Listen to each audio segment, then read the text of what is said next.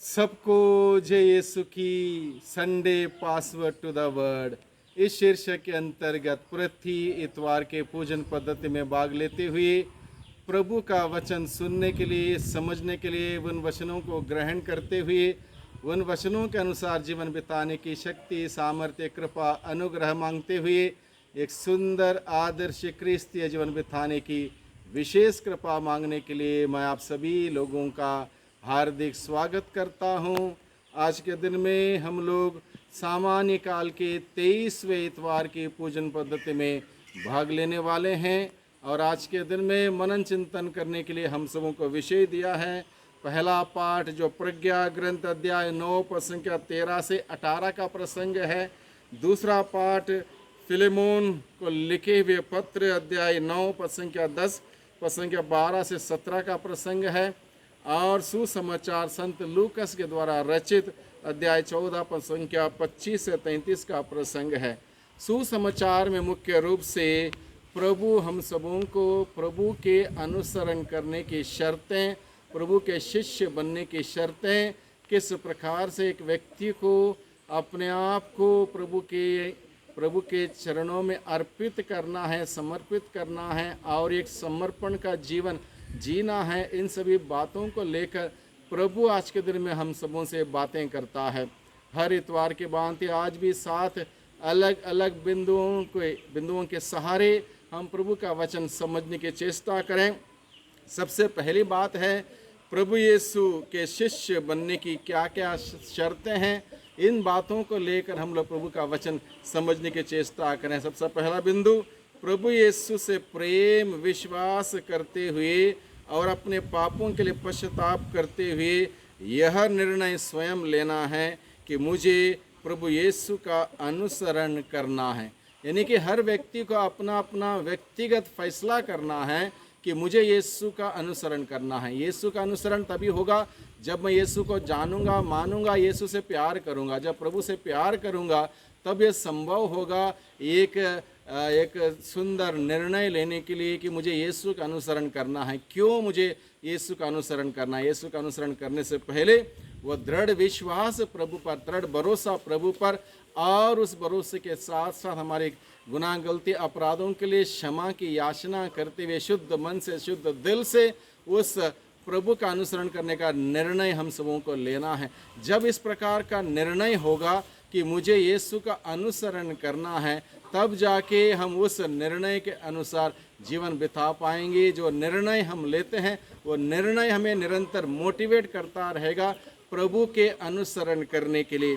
दूसरी बात, प्रभु के शिष्य बनने के लिए दूसरी महत्वपूर्ण बात यह है अपने नज़दीक के लोगों से अधिक लगाव ना रखते हुए यीशु के साथ अधिक लगाव रखना है।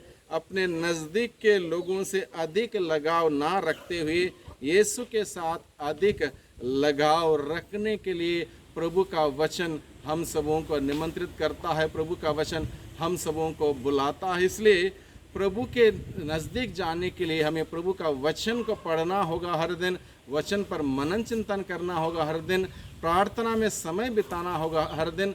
तब जाके हमारा रिश्ता प्रभु के साथ मजबूत होगा, दृढ़ होगा, अटल होगा और तभी जाके हमारी नज़दीकियाँ प्रभु के साथ बढ़ जाएगी। इसके अतिरिक्त हम प्रभु के शिष्य नहीं हो सकते, प्रभु के नज़दीक नहीं आ सकते। इसलिए हमें सतत प्रयास हर दिन हमें करने की आवश्यकता है।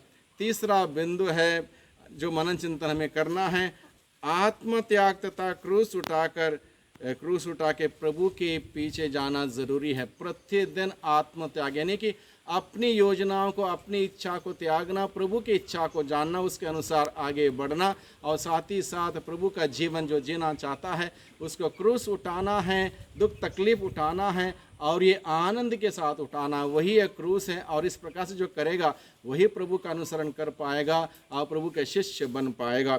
चौथे बिंदु में हम लोग देखते हैं अपना सब कुछ छोड़कर यीशु का अनुसरण करना। अपना सब कुछ छोड़कर हम लोग देखते हैं पेतरुस के जीवन में, जिसके बारे में हम लोग पढ़ते हैं लूकास का सुसमाचार अध्याय 5 पद संख्या 1 से 11 का प्रसंग में, जब प्रभु यीशु ने कहा अब से तुम मनुष्यों का पकड़ा करोगे, तब पेतरुस क्या करता है, अपना सब कुछ छोड़ता, अपना जाल, अपना नाव, अपनी मछली, अपने पैसे, अपना काम धंधा, सब कुछ छोड़कर, अपने घर परिवार के लोगों को छोड़कर यीशु के पीछे चलता है। और इस प्रकार से जब यीशु के पीछे चलता है, उसको वो आनंद, वो खुशियाँ मिलती हैं जो अब तक उसको नहीं मिल रही थी, जो दुनिया की चीज़ों के द्वारा मिल रही थी। वही बात ज़क्केउस के जीवन में लागू होती है।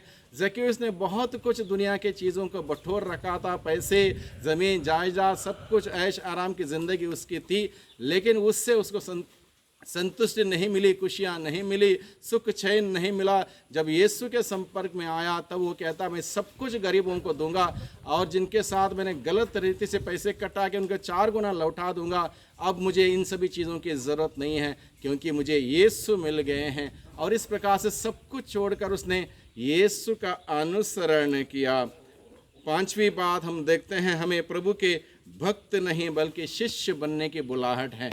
हमें प्रभु के भक्त बनने के लिए नहीं, प्रभु यीशु ने अपने शिष्यों को अधिकार देते हुए अलग अलग जगहों पर भेजते हुए कहा, समस्त संसार में जाओ और सुसमाचार की घोषणा करो और उन्हें पिता, पुत्र और पवित्र आत्मा के नाम से बपतिस्मा दो और मेरे शिष्य बनाओ। यानी कि प्रभु ने निमंत्रण दिया शिष्य बनने के लिए। भक्त क्या करता है, भक्त अपने ज़रूरत में अपने वक्त पर आता है, अपनी ज़रूरत पूरी होती है, उसके बाद निकल जाता है। भक्त अपने स्वामी के प्रति समर्पित नहीं है, स्वामी के लिए वो मरने को तैयार नहीं, अपनी सुविधा देखता, अपने सुख देखता और भाग जाता है। इसलिए प्रभु ने हम सबों को उसका शिष्य बनने के लिए, यानी कि जीना मरना प्रभु के लिए, इस प्रकार का एक स्पष्ट विचारधारा के साथ प्रभु का अनुसरण करने के लिए प्रभु हमें बुलाता है।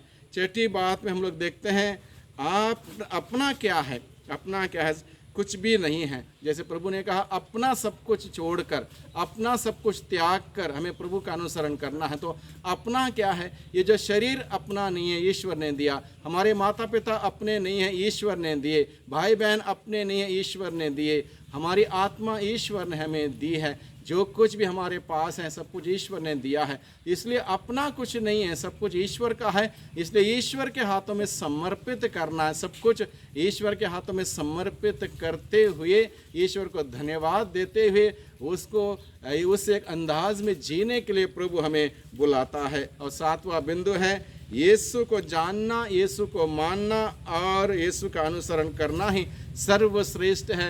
यही बात संत पौलुस फिलिपियों को लिखते हुए कहता है कि मैं जिन बातों को लाभ समझता था उन्हें यीशु को जानने की ज्ञान की तुलना में मैं कूड़ा समझता हूँ, कूड़ा समझते हुए बाहर फेंक देता हूँ।